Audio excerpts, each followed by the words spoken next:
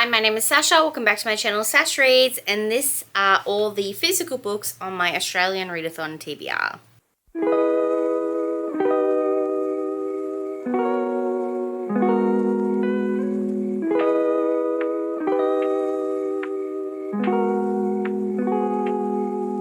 So this is going to be more like a pile of possibilities, just because I have like probably 20 physical books here, and then I've got like 16 maybe arcs on my Kindle that I want to read. So I'm just going to pick and choose because I don't think I can get to like 30 books in 30 days or however long July is. Let's talk about it. If you don't know what the Australian Readathon is, I will link down the announcement video, but it's a readathon in the month of July hosted by Mel, Ren, Meredith, and Steph. I'll link everyone down below for you to check out. There's a bingo board, but pretty much the prompts, I'm just going to be doing like reading books by Australian authors. That's what I want to do. So I've got 4 off the top here that are actually physical arcs or early advance copies that I just haven't gotten around to yet, or I have just received. So the first is Moonlight and Dust by Jasmine McGoffey. Alan and Unwin actually sent this to me, so thank you so much to the publisher for that. So this is actually a YA fantasy. You've got Zila, who's always been a good girl. She's nothing like her rebellious sister Nick, but Nick has an accident that leaves her hospitalized, and Zila has to find a way to navigate life in high school without Nick's guiding light. So Zila's at a party where she discovers moon dust, a sparkling elixir with magical properties. It's a powerful new voice in Australian YA, and yes, I am very excited, and so thank you again, Alan Unwin, for sending this to me. Next, we have New Skin, a love story by Miranda Nation. This was also sent to me by Alan Unwin. This is a adult love story. So it says, Alex and Leah met at medical school and form an immediate and intense connection. Over the course of 4 years, they are caught in the push-pull of passion, betrayal, longing, and reunion. Neither can quite give up their relationship, even as they question whether they are good for each other. So now it's years later, they're drawn together once again, but will they make the right choice? So it's set in the late 1990s, and I am very excited to, I don't want to say historical fiction because that's not that long ago, but I am very excited for this. So thank you once again to the publisher for that.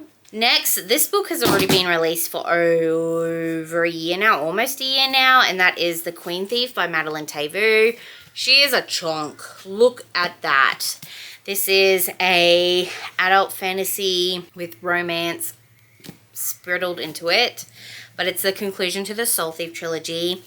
I am very excited to see where Tellium goes in this one, because the last book was pretty heartbreaking, to say the least. And yeah, I don't really want to give too much away because it is the last book in a trilogy, but let's just say shit's gonna go down, that's for sure. This next one I picked up at Babe, and that is The Other Brother by Tierney Page. This is a romance by an Australian author. It's ex-fiance's brother, forbidden love, spice, banter, found family, and slow burn. And I've heard good reports already about it, so I am very excited to jump right into this. So thank you to the author and to the publisher for being able to give these out at Babe. I'm very excited. All right, let's get into the books that I have that are not arcs. Is Prince of Lust by Lucian Burr. This is the pen name for Seth Haddon. This is I think it's a demon smut, because it says Alessandro senses his devotion to the monastery slipping away, haunted by regret over the years he believes he squandered. Torn between duty and desire, he takes a daring step to confront his suppressed lust.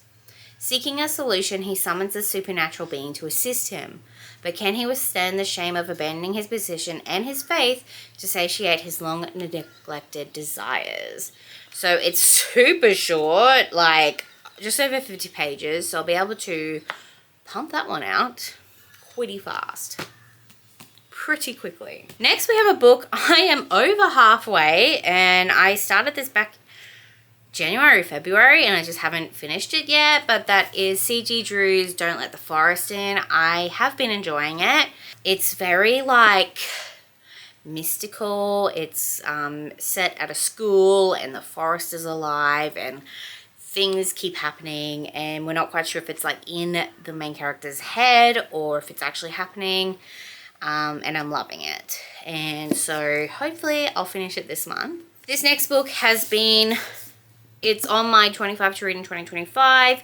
It is a sequel, and it is The Witch Who Courted Death by Maria Lewis. So this is the 4th book in the Supernatural Sisters series, and it is published by Piakis, but it feels like a indie book, like just the mat and the pages, like I love that. So this is about Caspar von Klitzing, who is one of the world's most powerful medium. She had a horrific accident in her home city of Berlin, and it was orchestrated by the mysterious Oct. So now she's consumed with vengeance towards an enemy she doesn't understand. But the only other person ever to escape Oct was a witch. So Caspar needs to go find this witch. So I am very excited for that. I have met Caspar. She was in Who's Afraid 2. So I love how we're slowly like meeting characters from the old books and they're getting their own story now. We have another romance. We've got Jodie McAllister's Here for the Right Reasons. This is a Bachelor-inspired book. Anyone who doesn't know Jodie McAllister, she used to like live tweet her reactions to The Bachelor Australia and Bachelorette Australia when it was airing, and she had the most funniest takes. I loved it. So she's written a whole trilogy about them, and I'm very excited. I am meeting her again at Rare in October. She has a YA fantasy series. I think the first one's called Valentine, and I have met her before for that book, but I'm excited to read her adult romance. When Cece James agrees to be cast as Juliet on the next season of the hit television show Marry Me, Juliet, it's certainly not for the right reasons. She's knee-deep in debt and desperate for the associated paycheck. The last thing in her mind is the hunky Romeo waiting for her at the end of the gravel driveway. But Dylan isn't your usual fame-hungry TV star. An Olympic gold medalist with callous hands, kind eyes, and a propensity for panic attacks, turns out he's not here for the right reasons either. As spokesperson for a men's mental health foundation and the franchise's first non-white male lead, Dylan's got a charity to plug and something to prove.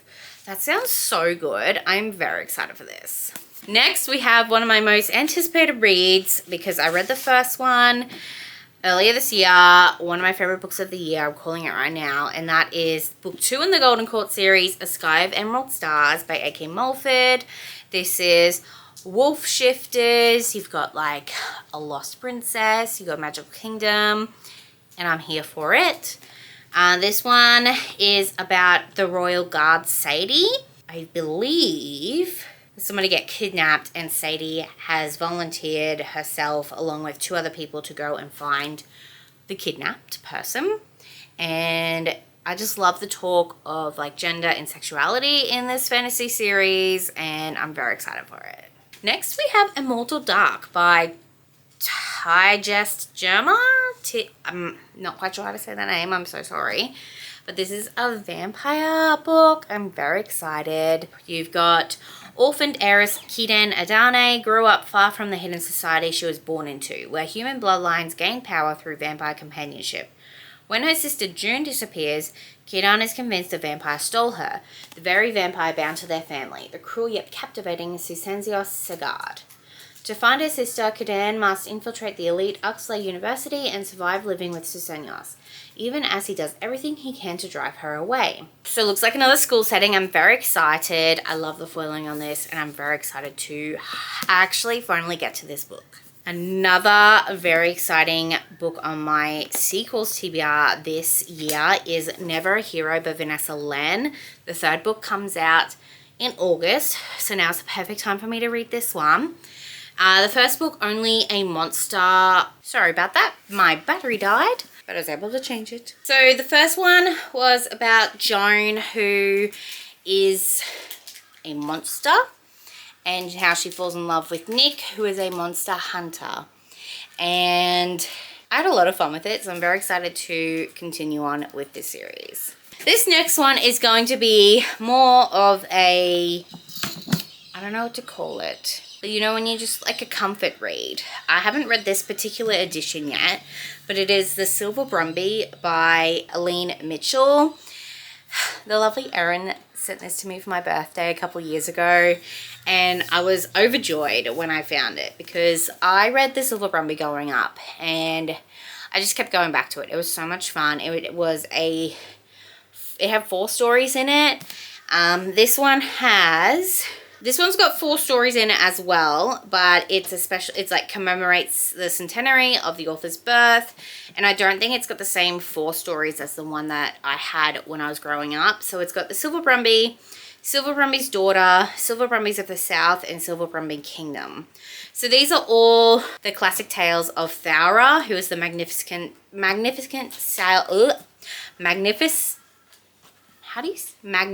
yeah.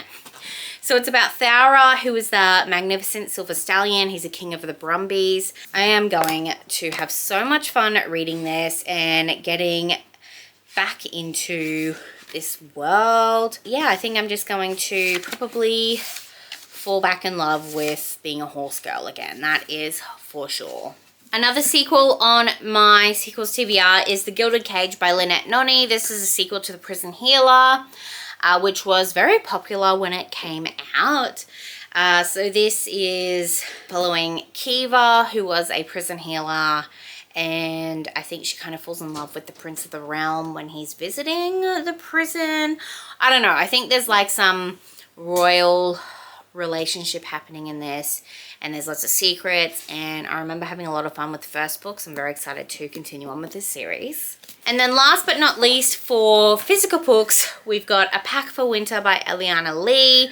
I believe a bunch of us are buddy reading this book this month because we all buddy read The Scent of Us by the same author earlier in the year, and most of us got this book when we went to Babe. So I'm very excited to read part of the Cozyverse and meet new characters by this author. So this is like a small town Cozyverse. Ivy Noel Winter is content with being a 31-year-old unbonded Omega with no prospects of a pack. She adores teaching 5th grade, she has wonderful friends, and that baking show marathon isn't going to watch itself until a snowstorm and power outage traps Ivy in her classroom after hours with 3 men. Okay, so these are some of the physical books on my TBR for the Australian Readathon. Let me know down below if you're participating and what you'll be reading. I believe there is a group book by, is it Melanie Sayward? Is that the author's name? It's called Love Unleashed. I'm hoping to get to that. Maybe I'll get it from the library or on my Kindle. I'm not quite sure yet, but I'll be reading that as well. Thank you so much for watching. Don't forget to like, comment, and subscribe if you want to see more videos by me. You can also add me on Goodreads, Instagram, and Surograph, and TikTok. It's all just at Sash Reads and also linked down below. I hope you have a wonderful, wonderful rest of your day. I'll see you next time. Bye!